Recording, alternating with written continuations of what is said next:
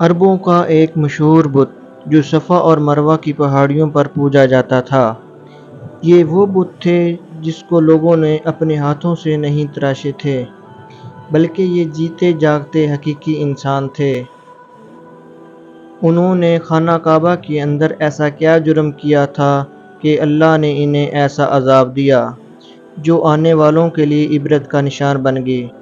جب سے خانہ کعبہ تعمیر ہوا اس وقت سے لے کر اب تک جس نے بھی خانہ کعبہ کی بے حرمتی کی یا بے حرمتی کرنے کی کوشش کی تو اللہ نے ان کا وہ حشر کیا کہ وہ رہتی دنیا تک عبرت کا نشان بن گئے، چاہے پھر وہ دنیا کا طاقتور بادشاہ ابرہہ یا پھر ان کے ہاتھیوں کا لشکر ہی کیوں نہ ہو۔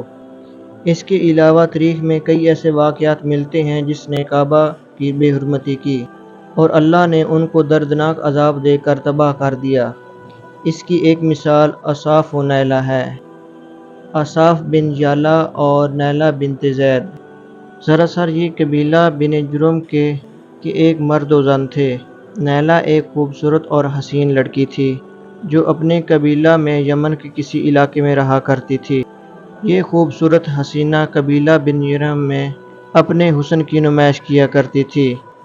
وہ فحش لباس پہن کر گھر سے نکلتی تھی اور قبیلہ کے نوجوان اس کے پیچھے پیچھے چلتے تھے۔ ہر کوئی اس سے تعلقات کا خواہش مند تھا اور انہی لوگوں میں قبیلے کے سردار کا بیٹا بھی شامل تھا جس کا نام اصاف بن یالا تھا۔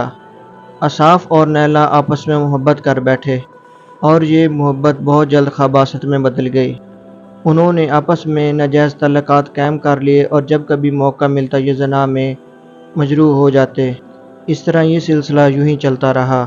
جب گھر والوں کو ان کا علم ہوا تو یہ ان کے خلاف ہو گئے، جس وجہ سے ان کے ملنے پر پابندی لگا دی گئی۔ ایک دفعہ کا ذکر ہے کہ بنی جرم کا ایک قافلہ حج کرنے کے لیے مکہ کی طرف روانہ ہوا اور یہ دونوں بھی اس قافلے میں شامل ہو گئے۔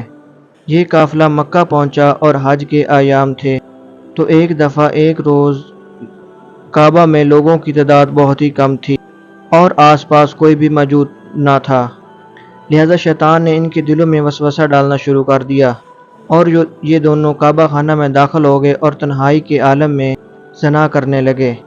ان کے اس خباثت اور کعبہ کی بے حرمتی پر زمین اور آسمان کانپ اٹھا، سمندر کی موجیں جوش مارنے لگیں اور اللہ کی طرف سے عذاب نازل ہو گیا۔ ہوا یوں جب وہ خانہ کعبہ کے اندر بد فعلی کر رہے تھے تو اسی وقت ان کی روحیں قبض کر لی گئیں اور ان کے جسم پتھر کے بنتے چلے گئے۔ یہ لمحہ بہت ہی خوفناک اور عجیب تھا۔ یہ دو زندہ انسان عذاب الہی کے تحت پتھر کے بن چکے تھے۔ جب بنی جروح کے لوگ کعبے کے قریب آئے اور کعبے کے دروازے کو کھولا تو دونوں بدبخت برہنہ حالت میں پتھر کے بنے کھڑے تھے، تو وہ سمجھ گئے کہ یہ دونوں اللہ کے گھر میں کس جرم کا ارتکاب کر بیٹھے۔ لوگوں نے دونوں کے مجسموں کو اٹھایا اور باہر لا کر زمین میں گاڑ دیا اور کھڑا کر دیا تاکہ لوگوں کے لیے عبرت کا نشان بن سکے۔ کچھ دن بعد مکہ کے لوگوں نے ان بتوں کو اٹھا کر صفا کے پہاڑ پر رکھ دیا اور نیلہ کے بت کو اٹھا کر کوہ مروہ کے پہاڑ پر رکھ دیا۔ صفا اور مروہ دو پہاڑیاں ہیں جو بالکل کعبہ کے قریب واقع ہیں۔ جب اصاف اور نیلہ کے مجسموں کو صفا اور مروہ کی پہاڑی پر رکھا گیا تو ان کی سزا تجویز کی گئی۔ جو بھی شخص صفا اور مروہ پر جائے ان بتوں کو ایک ایک جوتا مارے۔ ایک دو نسلوں تک یہ سلسلہ جاری رہا، پھر لوگوں نے جوتوں کی بجائے تھپڑ مارنا شروع کر دیے۔ پھر کچھ عرصے بعد لوگ صرف انہیں ہاتھ لگایا کرتے تھے۔ کچھ عرصے بعد لوگوں نے ان سے عبرت حاصل کرنا کم اور لوگ انہیں اور تعظیم زیادہ کرنے لگے، اور ایک وقت ایسا آیا عربوں نے جاہلیت کی بنا پر انہیں محبت کی علامت کہنا شروع کر دیا اور قبیلوں میں ان دونوں کی محبت کی داستانوں کو عام کیے جانے لگا۔ آہستہ آہستہ یہ محبت کی دیوی اور دیوتا قرار پائے۔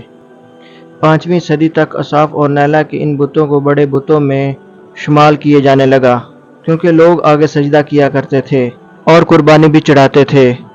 حضرت زید بن حارث رضی اللہ تعالیٰ عنہ بیان کرتے ہیں، زمانہ جاہلیت میں جب مشرکین مکہ کعبہ کا طواف کرتے تھے تو اصاف و نیلہ کے اس بت کو چھوتے تھے میں ایک دفعہ رسول اللہ صلی اللہ علیہ وسلم کے ساتھ بیت اللہ کا طواف کر رہا تھا۔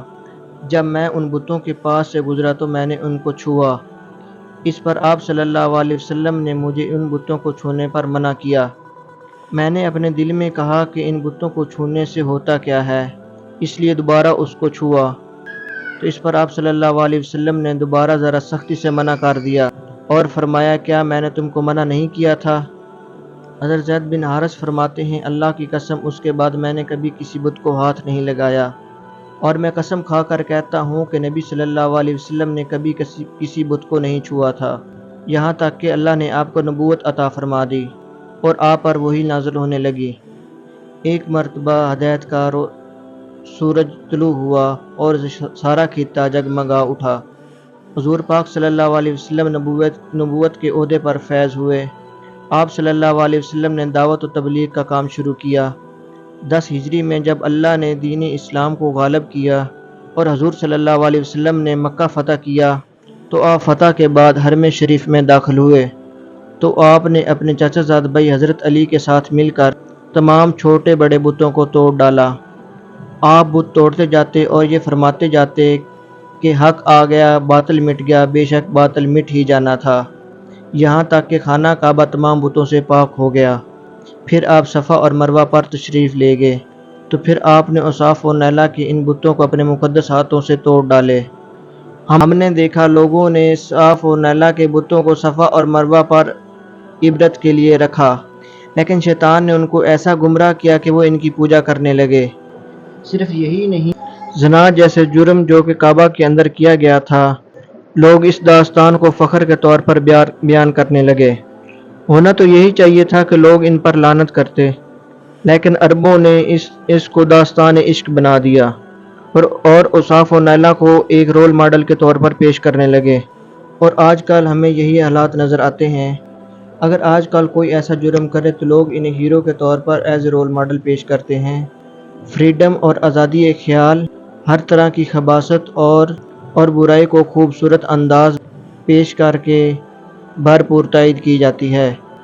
اللہ تعالیٰ سے ہماری دعا ہے کہ اللہ تعالیٰ ہمیں ہر قسم کی برائیوں اور فتنوں سے دور رکھے، اور شیطان لعین کی چالوں سے اور فتنوں سے ہماری حفاظت فرمائے۔